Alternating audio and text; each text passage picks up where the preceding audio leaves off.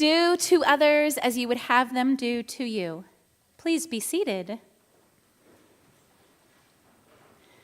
Do you ever have road rage? Maybe not road rage, maybe road fits, road ire. Like not a whole huge big blow up, but maybe hands going up in the air or eyes rolling or even tap tap on the horn. Usually because the car in front of you is going way too slow, and I mean the speed limit is 45, why are you going 20? Or maybe the car in front of you really just needs to pick a lane and stay in it because while you're swerving all over the place, I can't even get around you and let you do your distracted driving thing. Or maybe the car in front of you is approaching an intersection and literally the light is green. Why are you slowing down? Why are you stopping? The light is green. Yeah, we all know the truth. Now, I wonder if you've ever been the distracted driver. Here's the thing, though. Being a distracted driver doesn't mean you're trying to text and drive at the same time. None of us have ever done that. Maybe your wife is in the back seat in labor and you really need to get to the hospital so the cars around you won't mind as you swerve in and out of traffic because otherwise they're going to be watching this baby get born on the side of Mercury Boulevard. Or maybe you just got a call from your doctor and the news isn't good. And you really should keep your eyes on the road, but what does this mean for your wife and your children? And you have to keep working, and oops, how are you supposed to stay in your own lane? When you're dealing with the serious news, they won't mind that you just changed lanes without an indicator. Or maybe it's the first time you're driving to this one place, let's say to a job interview or a play date for your little ones, and you have the GPS on and you totally looked at the map beforehand, but that road back there should not have been under construction because that's where you needed to turn, and now you can't figure out where you are or how to get to where you need to go, so you're just going to slow down at this intersection to check the street signs, and oh, that light was green, oops. We've all been there.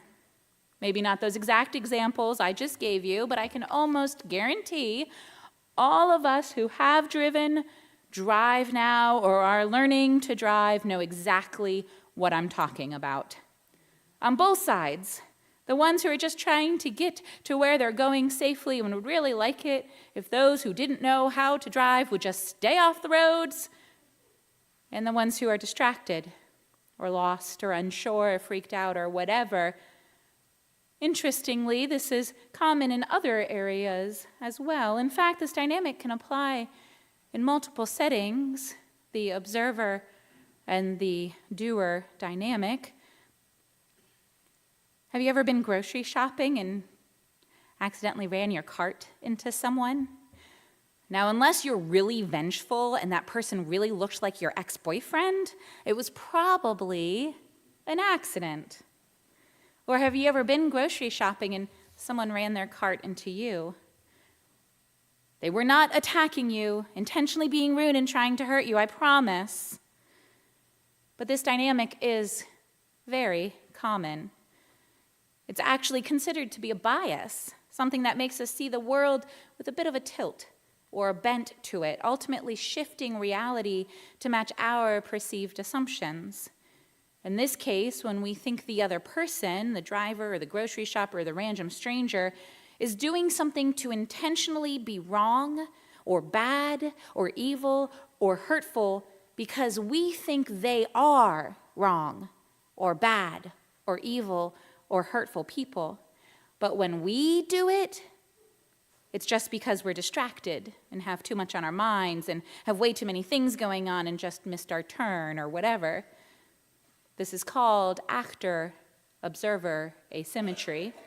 It is when we attribute the behavior of others more likely to that person's personality rather than the situational factors, and when we attribute our own behavior to particular situations. And this is really close to what Jesus is preaching about in today's gospel reading. No, I don't mean Jesus is preaching about road rage. I mean Jesus is preaching about how we perceive the other. The other, that's in quotes, is another sociological, psychological, philosophical term. The other is anyone who is perceived as distinct or different from ourselves. Culturally or in group settings, the other becomes anyone who doesn't look like us or think like us or talk like us or whatever else might be a thing we use to divide. The other is how we determine who is allowed in our group and who is not. So combine this concept of the other with the actor-observer asymmetry bias, and now you can maybe start to understand a bit about our world today.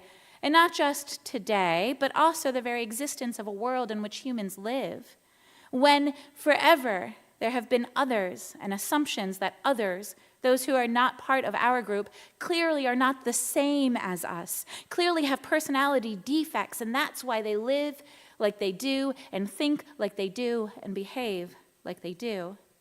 But we, the in-group, those included, we are good people who sometimes have to do bad things when the situation calls for it.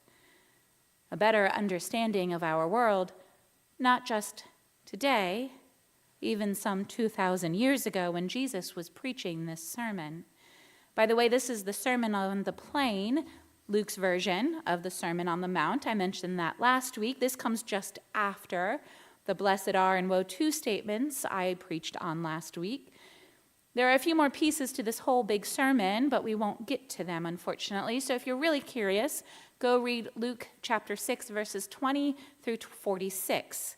That's the entire passage referred to as the Sermon on the Plain. It's Luke's version of Matthew's Sermon on the Mount. In this section, though, that we read today, Jesus literally preaches the golden rule. He preaches it in Matthew 2. Unless you think it is a Jesus original, it's not. It's found in ancient Egyptian literature dating back to 2,000 years before Christ. It's found in ancient Indian literature dating back to 400 years before Christ. It's found in ancient Greek and Roman literature sources dating from half a century before Christ to half a century after Christ. It's found in Judaism and Hinduism and Buddhism and Taoism. This idea, do unto others as you would have them do unto you, it's so prevalent that it has become a key tenet to the very definition of living in civil society. Not just our society today, also clearly 4,000 years of society. Treat others how you want to be treated.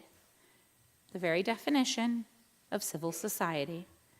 And yet, it's also a call to live in a way that is contrary to human nature, to see the other and give them grace, to forgive them even before you understand the reason for their actions, to love them even as they look and act and sound like the perceived other, an outsider from your own group. Honor and cherish and recognize them as another human being made by God, in God's image, worthy of love, worthy of grace.